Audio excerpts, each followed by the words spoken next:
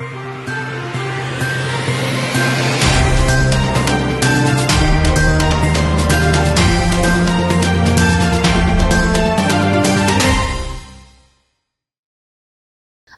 लोकसभा के विशेष सत्र के चौथे दिन राष्ट्रपति द्रौपदी मुर्मू ने सदन को संबोधित किया। इस दौरान राष्ट्रपति द्रौपदी मुर्मू ने मोदी सरकार की नीतियों और आगामी लक्ष्य के बारे में दोनों सदनों को बताया। इस दौरान उन्होंने सरकार की खुलकर तारीफ की और नीट मुद्दे पर सवाल उठाने के बजाय विपक्ष को ही नसीहत दे डाली। नमस्कार, मैं हूं शारदा सिंह आपके साथ और आप देख रहे हैं टीवीजे मीडिया की खास पेशकश। अपने भाषण के दौरान राष्ट्रपति ने कहा कि सरकार के तमाम सुधारों ने भारत को दुनिया में सबसे तेजी से बढ़ाने वाली अर्थव्यवस्था बना दिया है। 10 वर्षों में भारत 11वें स्थान से उठकर 5वीं सबसे बड़ी अर्थव्यवस्था बन गया। महामारी और संघर्षों के बावजूद दुनिया के विभिन्न हिस्सों में भारत इस विकास दर को हासिल करने में सक्षम हुआ। यह पिछले 10 वर्षों में राष्ट्रीय हित के लिए किए गए सुधारों और निर्णयों के कारण संभव हुआ है। आज भारत वैश्विक विकास में 15% का योगदान देता है। सरकार भारत को दुनिया की तीसरी सबसे बड़ी अर्थव्यवस्था बनाने की दिशा में काम कर रही है। मेरी सरकार अर्थव्यवस्था के तीनों स्तंभ मैन्युफैक्चरिंग, सर्विसेज और एग्रीकल्चर को बराबर महत्व दे रही है। पीएलआई स्कीम्स और ईज ऑफ डूइंग बिजनेस से बड़े पैमाने पर निवेश और रोजगार के अवसर बढ़ रही है। पारंपरिक सेक्टर्स के साथ साथ सनराइज सेक्टर्स को भी मिशन मोड पर बढ़ावा दिया जा रहा है। चाहे सेमीकंडक्टर हो या सोलर हो, चाहे इलेक्ट्रिक व्हीकल हो या इलेक्ट्रॉनिक्स गुड्स हो, चाहे ग्रीन हाइड्रोजन हो या बैटरीज हो, चाहे एयरक्राफ्ट कैरियर्स हो या फाइटर जेट्स हो, भारत इन सब सेक्टर्स में अपना विस्तार कर रहा है। समय ऐसा लग रहा था मानो हम पीएम मोदी को ही सुन रहे हैं। द्रौपदी मुर्मू के भाषण में आपातकाल का गैर जरूरी जिक्र भी सामने आया, जिस पर राजनीति गर्मा गई। द्रौपदी मुर्मू ने कहा कि आपातकाल संविधान पर सीधे हमले का सबसे बड़ा और काला अध्याय था। आपातकाल के दौरान पूरा देश अराजकता में डूब गया, लेकिन राष्ट्र ऐसी असंवैधानिक शक्तियों के खिलाफ विजयी रहा। देश में संविधान लागू होने के बाद भी संविधान पर अनेक बार हमले हुए हैं। आज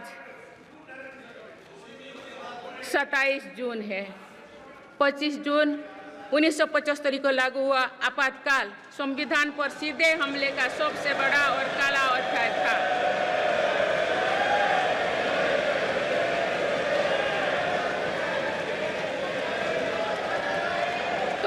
पूरे देश में हाहाकार मच गया था, लेकिन ऐसी असंवैधानिक ताकतों पर देश ने विजय प्राप्त करके दिखाया, क्योंकि भारत के मूल में गणतंत्र की परंपराएं रही है।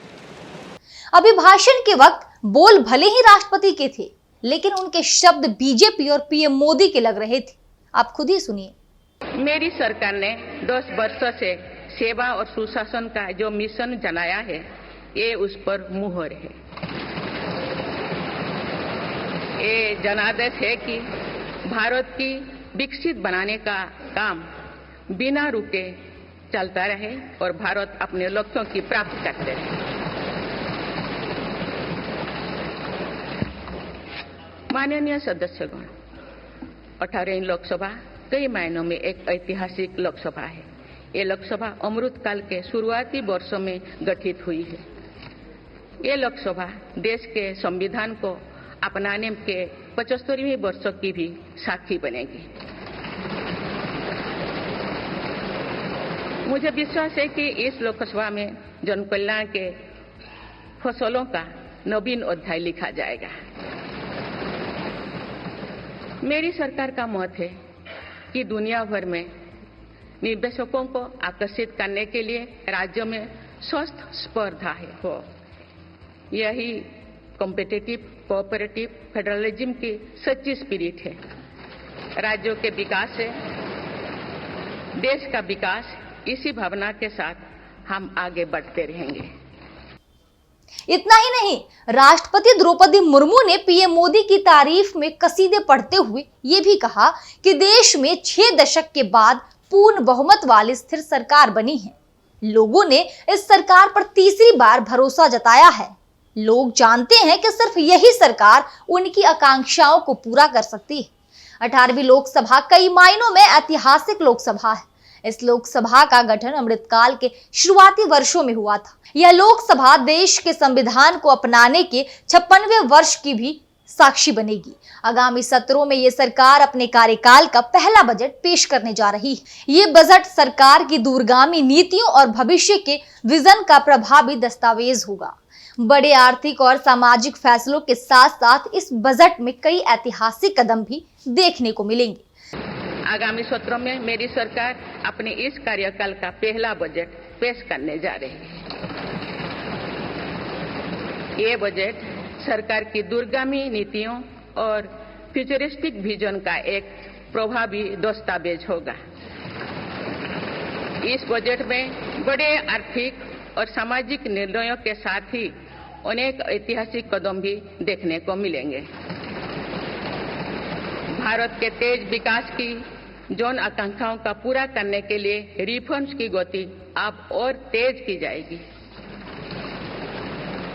राष्ट्रपति के इस अभिभाषण के बाद समाजवादी पार्टी सांसद और सपा प्रमुख अखिलेश यादव की भी प्रतिक्रिया सामने आई और मीडिया से बातचीत करते हुए उन्होंने कहा कि ये परंपरा है और ये हमेशा होता है, हम सब सुनते आए हैं। राष्ट्रपति का जो भाषण होता है वो दरअसल सरकार का भी भाषण होता है। इतना ही नहीं, राष्ट्रपति मुर्मू ने नीट पेपर लीक पर विपक्ष को नसीहत दे डाली। उन्होंने कहा कि परीक्षा में पेपर लीक और अनियमितताओं के मामलों की उच्च स्तरीय जांच की जा रही है। ऐसे में दलगत राजनीति से ऊपर उठने की जरूरत है। हमारे इससे पहले भी हमने देखा है कि कई राज्यों में पेपर लीक की घटनाएं होती रही है। इस पर दलीय राजनीति से ऊपर उठकर देशव्यापी ठोस उपाय करने की जरूरत है। संसद ने भी परीक्षा में होने वाली गड़बड़ियों के विरुद्ध एक सख्त कानून बनाया है। मेरी सरकार परीक्षाओं से जुड़ी संस्थाओं, उनके कामकाज के तरीके, परीक्षा प्रक्रिया सभी में बड़ी सुधार करने की दिशा में काम कर रही है। सरकारी भर्तियों और परीक्षाओं में पवित्रता, पारदर्शिता होनी चाहिए। हालांकि इस दौरान विपक्षी सांसदों ने नीट के नारे लगाए। साथ ही राष्ट्रपति के इस अभिभाषण का आम आदमी पार्टी ने भी बहिष्कार किया। राष्ट्रपति के अभिभाषण को सुनने के बजाय सदन के बाहर आम आदमी पार्टी के सांसदों ने विरोध प्रदर्शन करते हुए जमकर नारेबाजी की। दरअसल दिल्ली के मुख्यमंत्री अरविंद केजरीवाल की गिरफ्तारी के खिलाफ आम आदमी पार्टी ने राष्ट्रपति के अभिभाषण का विरोध किया। इस दौरान आपके सांसदों ने सदन के बाहर विरोध प्रदर्शन करते हुए केंद्र सरकार के खिलाफ नारे लगाए। आम आदमी पार्टी के सांसद संजय सिंह समेत उनकी पार्टी के सभी सांसदों ने सदन के बाहर भाजपा पर केजरीवाल को राजनीतिक साजिश के तहत अरेस्ट करवाए जाने का आरोप लगाते हुए नारेबाजी की। इस दौरान संजय सिंह समेत सभी आप सांसदों ने सदन के बाहर हाथ में तख्तियां लेकर प्रदर्शन किया और अरविंद केजरीवाल को जेल से रिहा करो के नारे लगाए। इसके अलावा आप सांसदों ने सीबीआई और ईडी का दुरुपयोग बंद करो के भी नारे लगाकर सरकार को घेरा। बता दें कि राष्ट्रपति के अभिभाषण से पहले ही आम आदमी पार्टी के सांसद संदीप पाठक ने ऐलान किया था कि उनकी पार्टी अरविंद केजरीवाल की गिरफ्तारी को लेकर प्रदर्शन करेगी और राष्ट्रपति के अभिभाषण का भी बहिष्कार करेगी। इस दौरान उन्होंने इस फैसले की वजह बताते हुए कहा कि हमने राष्ट्रपति के अभिभाषण का इसलिए विरोध करने का निर्णय लिया क्योंकि संविधान और राष्ट्रपति दोनों ही सर्वोपरि है और जब संविधान की धज्जियां उड़ाई जाए तब न्याय के नाम पर तानाशाही होती है तो आवाज उठाना जिम्मेदारी बन जाती है। खैर, तमाम विरोधों के बाद भी राष्ट्रपति का अभिभाषण पूरा हुआ, लेकिन उनका ये भाषण थोड़ा निष्पक्ष होता तो ज्यादा बेहतर रहता। ये भाषण गैर जरूरी बातों का जिक्र और सरकार की तारीफ में पढ़े गए कसीदे से बेहतर हो सकता था। फिलहाल इस वीडियो में इतना ही। अगर आपको ये वीडियो पसंद आया हो तो इस पर कमेंट करना और चैनल को सब्सक्राइब करना ना भूलें। तब तक मुझे दीजिए इजाजत और देखते रहिए टीवीजे मीडिया।